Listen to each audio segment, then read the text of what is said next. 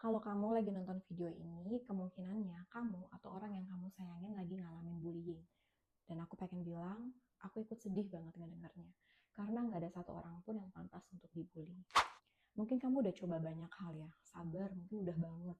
Cuekin juga udah coba. Bahkan coba lawan juga udah. Tapi kok rasanya bullyingnya nggak berhenti-henti ya. Kalau kamu udah coba tapi belum berhasil, itu bukan artinya kamu lemah atau kamu gagal. Karena bullying itu emang berat banget, ngebuat kita ngerasa nggak berdaya. Apalagi kalau menghadapinya sendirian. Tapi aku pengen kamu tahu, kalau bullying itu bisa dihentikan.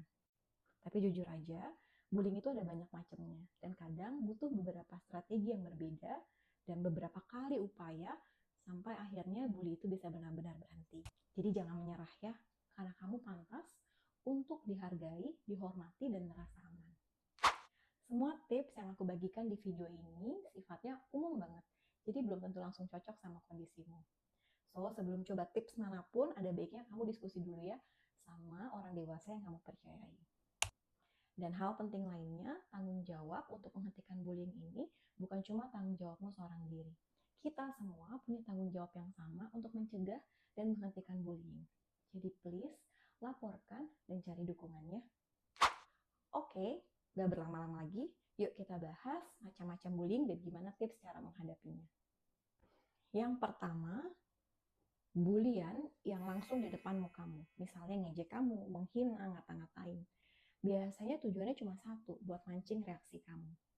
Mereka pengen ngelihat kamu marah, kamu malu, kamu nangis. Dan itu bikin mereka ngerasa menang. Jadi jangan kasih mereka kepuasan itu. Stay calm. Tunjukin kalau kamu gak ke-trigger. Kamu bisa coba beberapa cara ini. Biasanya kalau baru sekali dua kali, kamu bisa cuekin. Dan itu kadang bisa bikin mereka jadi udah bosen ngeledekin kamu. Atau kamu bisa balikin dengan tenang. Iya, emang kulit gue hitam. Emangnya kenapa? Nada ngomongmu yang datar itu udah bikin mereka mungkin kehilangan semangat buat ngeledekin kamu lagi. Atau kamu juga bisa pakai humor ringan. Misalnya, Kritiknya udah lumayan pedes, tapi kayaknya ada yang kurang greget gitu. 3 dari 5 bintang. Lain kali lebih bagus lagi ya. intinya nggak usah ngeladenin serius. Karena semakin kamu nunjukin reaksi kamu, semakin semangat mereka ngeganggu kamu. Yang kedua, bullying di depan orang banyak. Yang kayak gini tuh biasanya nyari perhatian, pengen dilihat, pengen dapet tawa, pengen kelihatan keren. Jadi cara terbaik untuk menghadapinya, bikin mereka kelihatan nggak keren. Kalau udah nggak ada yang ngakak, mereka akan kehilangan panggungnya. Ada beberapa cara yang bisa kamu coba. Misalnya kamu lagi makan, terus ada teman kamu yang bikin suara oing-oing gitu ya, atau gitu. Kamu bisa bilang, Itu tuh body shaming tahu, dan itu nggak lucu. kadang dengan nyebutin perilakunya yang bullying seperti itu udah cukup untuk menghentikan perilaku mereka. Atau kalau ada temenmu yang ngomong hal yang jahat, tapi habis itu bilang, ih bercanda doang gitu aja, marah misalnya ya. Kamu bisa bilang, Aku nggak ngerti lucunya di mana. Coba dong tolong jelasin. nah di situ biasanya mereka udah mulai canggung dan kalang kabut. Dan kalau situasinya lagi ramai, jangan ragu untuk minta bantuan. Kamu bisa sebut atau panggil nama temanmu yang kamu tahu, nggak takut untuk menyatakan ketidaksetujuan. Gap, bisa tolong bantuin aku nggak di sini?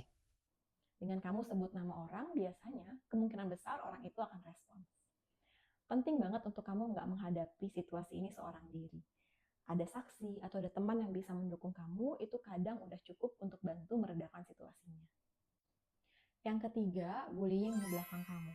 Nah ini yang paling tricky, karena mungkin kamu nggak dengar, nggak lihat langsung, tapi dampaknya terasa jelas. Kamu dijauhin teman, mungkin difitnah. Kalau baru sekali dua kali, dan apalagi kalau pelakunya teman kamu sendiri, ada baiknya kamu ajak bicara sebelum makin toksik. Ajak bicara empat mata baik-baik. Kamu bisa bilang, Aku dengar kamu ngomongin hal yang buruk ya tentang aku di belakang. Sebenarnya kita ada masalah apa sih?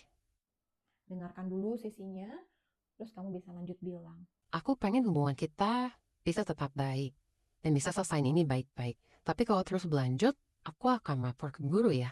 Atau aku akan lapor ke orang tuaku ya. nah Kalau bullyingnya terus-menerus dan sulit dibuktikan, kamu butuh strategi yang lain.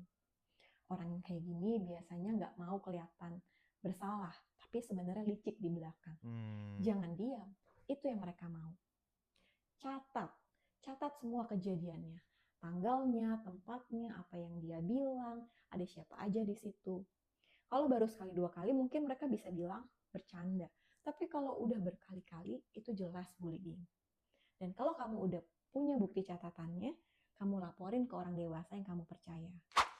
Kadang orang takut lapor karena khawatir bikin situasi makin parah atau takut dikira tukang ngadu. Padahal sebaliknya, kalau kamu diam, justru mereka akan semakin berani. Emang sih, kadang pas kamu mulai ngelawan, bullyingnya bisa sedikit meningkat dulu. Tapi itu bukti kalau kamu udah bikin mereka mulai nggak nyaman. Dan kalau kamu konsisten, mereka akan berhenti.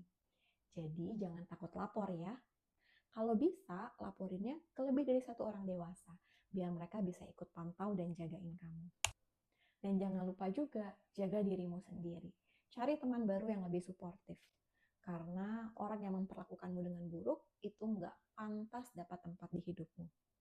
Dan yang terakhir, ini jenis bullying yang sering bikin orang ngerasa sendirian dan jadi nggak tahu harus ngapain. Bullying yang terjadi nggak di depan mata, tapi bisa ngebuat kita ngerasa diserang dari segala arah. Lewat komentar, chat, bahkan akun palsu. Yap, aku ngomongin cyberbullying. Dan itu akan aku bahas di video selanjutnya.